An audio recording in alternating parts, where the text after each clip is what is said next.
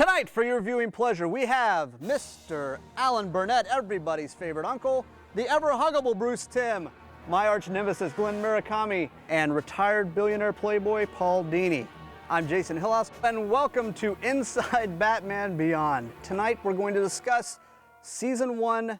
Let's start at the beginning. Batman Beyond is more of an original idea. Semi. Than, well, Batman and Superman and stuff kind of established things. So where did the idea come from? Where did we start? The idea came out of the office of Jamie Kellner, who was the head of programming at the WB network. He had a meeting with us, and he started off by being very complimentary to the current Batman show that we were doing. This was the New Adventures of Batman. And he said, yeah, we really like the show. You guys are doing a great job on it. It skews a little old. And he said, so we'd really like to retrofit, Batman so that we could get a little bit more of the, the kid demographic to watch the show, make sure that the kids watch the show. And we said, oh, we're thinking, okay, does that mean we have to give him a sidekick, or we already had two sidekicks. We didn't know where he was going with this, and all of a sudden we started to realize that he was talking about not just kind of revamping the show, he was talking about doing a completely new show. And then the words Teenage Batman came out of his mouth, and we all kind of went, whoa. So we were all kind of sitting there kind of stunned, as you might imagine, and he said, so do you guys have any ideas of what you could do with this? And just kind of off the top of our heads, we just started just coming up with the concept of Batman Beyond, right there on the spot without any thought. And he went, great, that sounds like a show to me. I said, so I guess we'll do some development on this and get back to you in a week or so. He says, no, you guys have a green light. Go make the show. And so we walked out of there just shell-shocked. And we met out in the parking lot and kind of went, what do we do? This is really bizarre. It's we love the show that we're doing. We love the classic Batman. I'm not sure we want to do this teenage Batman show. And Paul and I called each other over the weekend 3 or 4 times, just so what do you think? Is this crazy or what? It's I'm not really sure I want to do it. I think I'm going to quit. Yeah, we said that several times, Yeah. And then Monday morning I went into the office and I met with Glenn and I told Glenn the whole thing. He went, come here, come to my office. And then we went into your office and he said, close the door. He told me all the ideas and then he pitched me the Batman Beyond idea and he's like, what do you think of it? And I was like, let's do it, that sounds cool. That sounds cool. When do we start? So Glenn kind of talked me into it. I mean, his enthusiasm for it kind of immediately turned me around, and it's Glenn was on board with it because I knew he was going to take the lion's share of the design work because he was our art director. I figured if he was game, we'd give it a shot. And then the more we started talking about it and developing it and actually, talking about the different dynamic of the character, we actually started really liking the idea. And then by the time, we were knee deep in it, we loved the show, so. Alan and I started talking about ideas and we realized, yeah, there is something here, especially if we can make it a continuation of the show we've been doing. Let's skip ahead 40 to 50 years and see what Bruce Wayne's life is like. And that became kind of fascinating from a writer's point of view because we were able to use the seeds we had planted in the original series and see how Bruce's life had progressed. Had he cleaned up crime in Gotham City? Not really.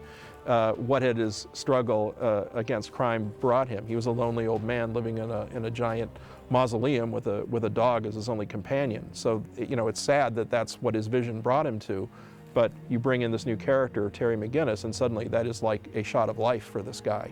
And that makes him seem like a heroic and a noble character that Terry is able to bring him out as a hero again. Do you remember the original title? I may have said that. Remember the original working title for a little while? We had to find something else. We knew we did, but Batman Tomorrow, right? Yeah. no. Oh, Well, even before that. What?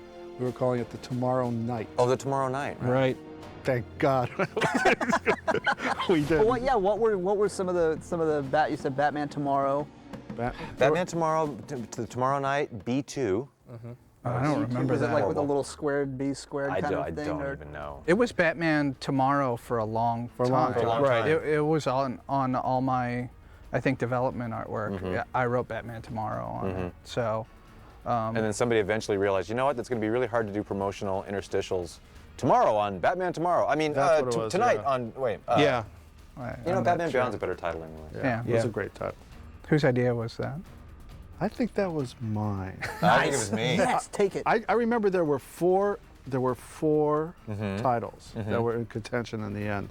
Maybe it was both of ours. It could be. All I remember is that we I'll all let you have that one. we Arm all wrestle. gravitated to that one. Arm wrestle. Winner gets it. I just have a feeling that was mine. I don't know why.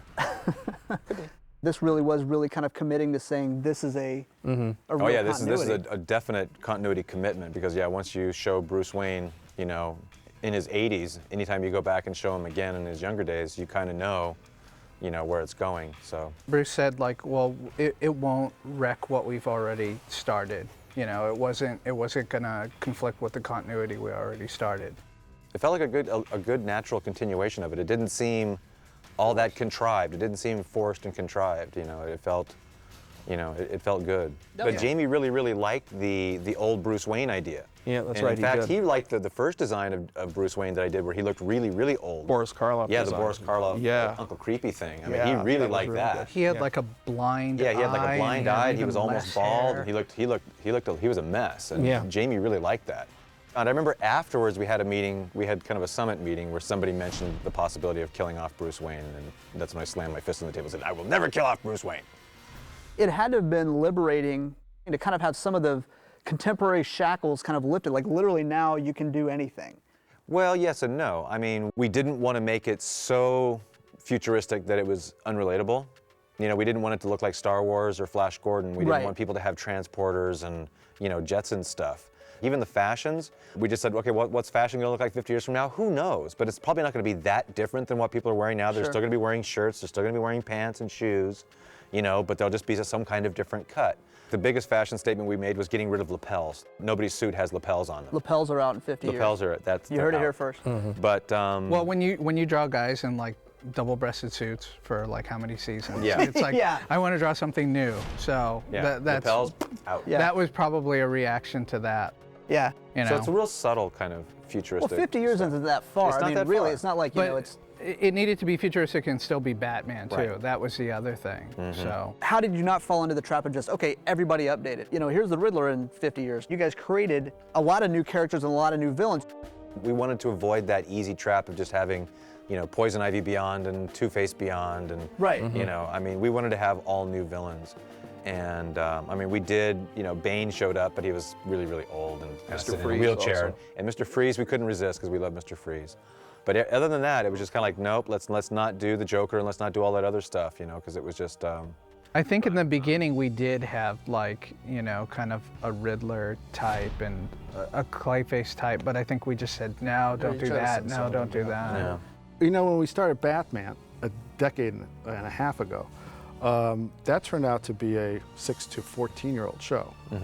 And we never quite shook off the 14-year-olds No. as we kept going through, even on It's the way to hard. It's very hard. Well, when you deal with a character that has a long history in comics and movies and television, he's going to have fans of all age groups. And I think even if you're doing a show ostensibly for kids, and you're doing the show well and you're engaging the audience, other people are going to watch simply because they know the character from their own childhood and they want to catch up with it. I mean, We try not to make the show, so Gory. extremely gory or extremely dark that kids aren't going to be interested in it and parents are going to freak out about it.